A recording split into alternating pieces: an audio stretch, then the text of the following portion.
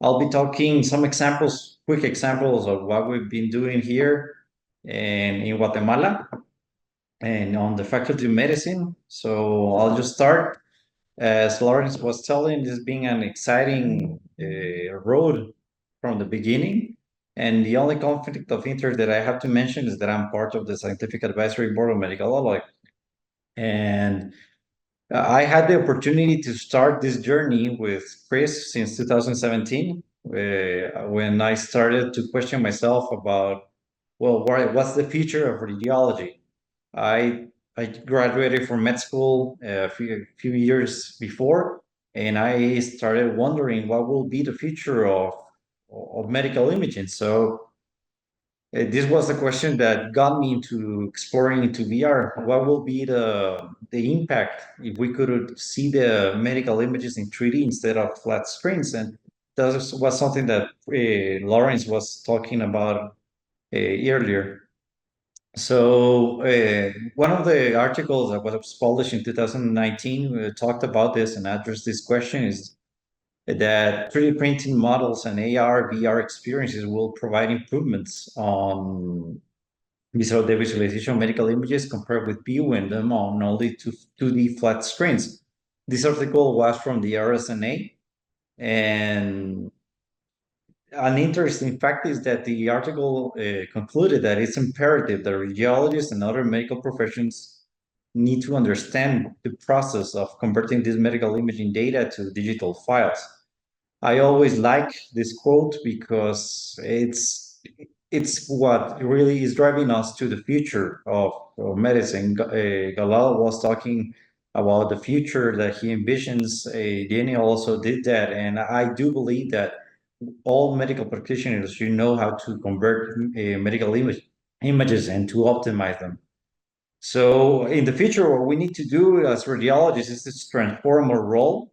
And I loved some comments before that we need to start helping the other professionals to enhance how they can analyze data. And that's what I've been doing. I've been not only not working as a radiologist, but also trying to help other physicians to visualize complex anatomy.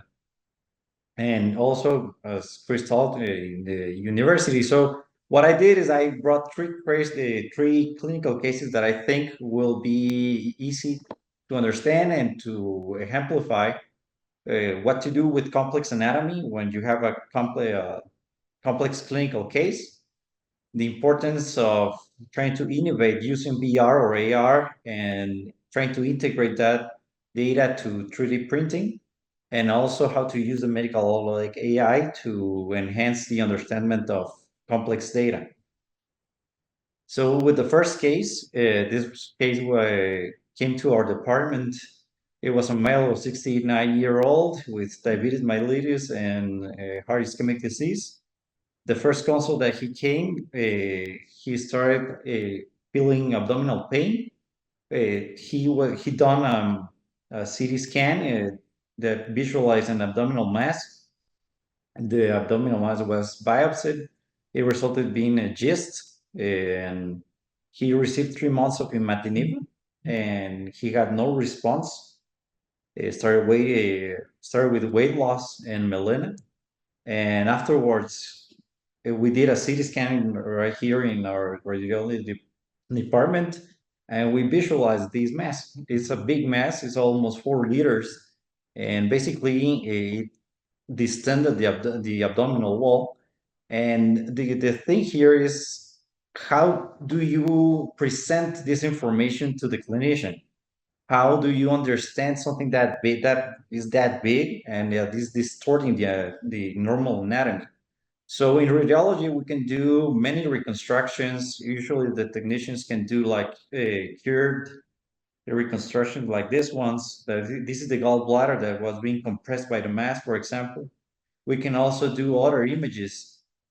This is a MIP projection, maximum intensity projection, to see the vasculature and to try to address where the tumor is feeding up if blood, because obviously that will be important for the oncologist, the surgeon oncologist. But the thing is that when you have something this big, it can be very complex to understand. So what I did is that I invited the surgeon oncologist to visualize the images in 2D, and here he's analyzing, and I draw a line for him to understand the precise location of the origin of the mass, that it was from the gastric antrum and the duodenal bulb right here.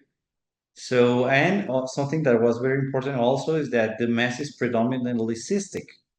So, and the other thing that we did together with the surgeon oncologist was to visualize the angiographic phase. And here he could understand what arteries should he evaluate and try to ligate before attempting anything else. He also decided to drain all the cystic portion of the mass so he could have less mass effect and try to better manipulate the tumor. So in the operating room, I hope I don't offend anyone with some images, but I wanted to show you some real images on the OR. This is the angiographic phase. This is in the OR. He already moved the blood vessels, and one of the things that I was visualizing here is the arteries that were visualized here. So this is a good radiological and clinical correlation that was addressed by doing this in the pre-op planning. And basically, this tumor, for those who are not familiar with, is the most common on the stomach and the small intestine. Usually expresses this tyrosine kinase growth factor receptor. On imaging, it usually appears as a well-circumscribed mass with various patterns. But when it's more than 5 centimeters like this one, usually they start appearing with cystic changes. And unfortunately, this is more prevalent when it's on high risk, and that was the case of this patient. This patient had developed peritoneal carcinomatosis, and he has a lot of implants on the peritoneum.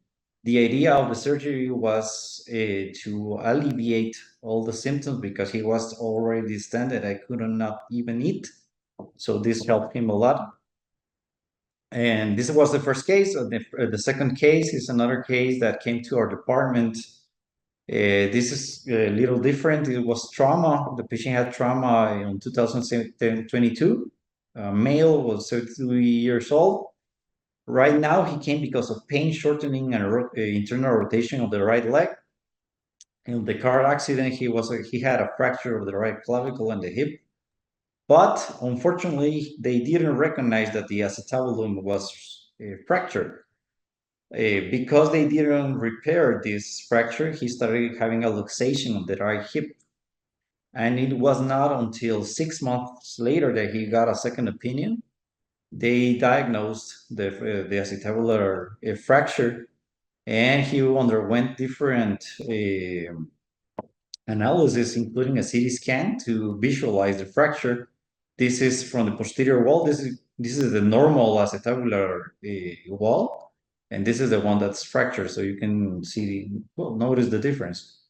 So he was operated in December of 2022. Unfortunately, this surgery wasn't done well. The acetabular repair eventually migrated a little bit, and the patient started referring shortening and all the symptoms that was the main consult right now. So we did a CT scan on our center, and we visualized that the implant was 5 centimeters away from the natural position of the femoral head. So it was completely not on the right position. This was a reconstruction that I did without the implant, so you can see the real position that the femoral head should be, and the one that he had, the implant was here. He also had internal rotation of the leg, and a shortening of also almost 3 centimeters comparing from the other leg. So what we decided with the trauma surgeon was to try to simulate the surgery using AR. So what I did is that I loaded the CT scan on the headset. I fused it with this anatomical model of the hip. So we started drawing the fracture, and then we started simulating it on the on the model. And this was the model that we created on this lab, and this was the reconstruction. So you can see that they are very similar. And with this, it gave the trauma surgeon a lot of information and a lot of perspective, so he could try to repair this fracture beforehand. And after that, he also envisioned to do even more, be not more innovative. And he sent he's creating an implant specific for this patient. This implant will be 3D printed, biologically compatible for the patient, so there will be no mistakes at the surgery, and the patient will have a great recovery. And lastly, just for information, these kind of fractures are most common on elderly patients with high-end trauma from motor car accidents, usually for the position, and they can be associated with fractures of the femoral head.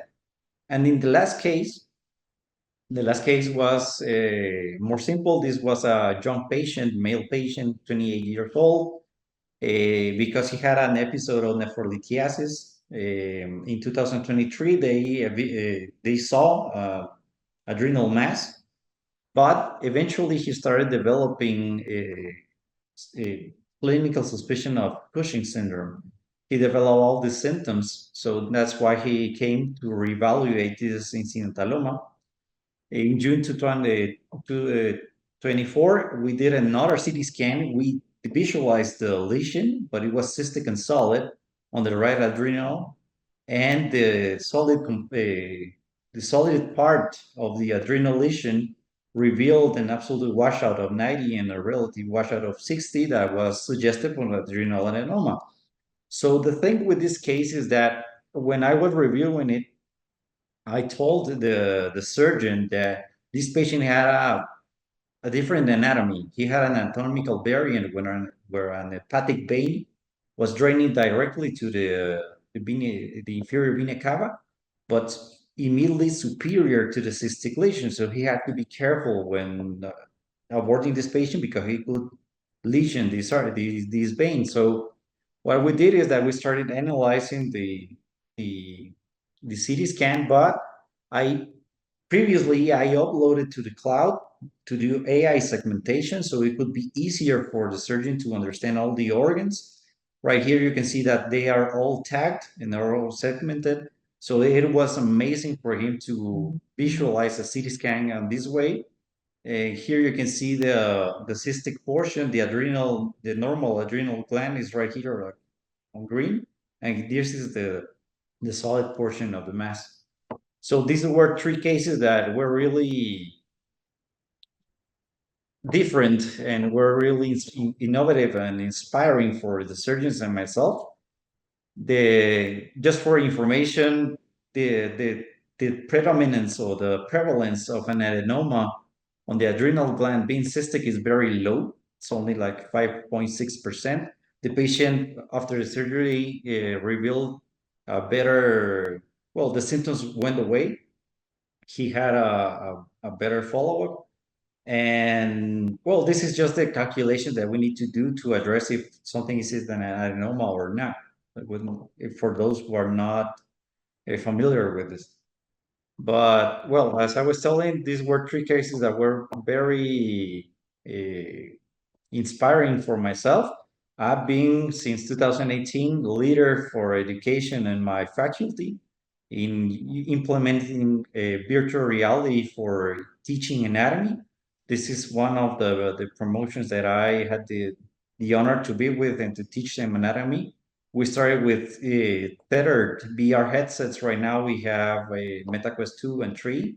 So medical students can use Medicalholodeck to better understand the normal anatomy and complex cases when they are on the clinical rotations. I love the work of Daniel that showed us some of these applications that he did also. And well, that was all. For those who don't know Guatemala, Chris always tells me to show him pictures. So this is my country in Latin America.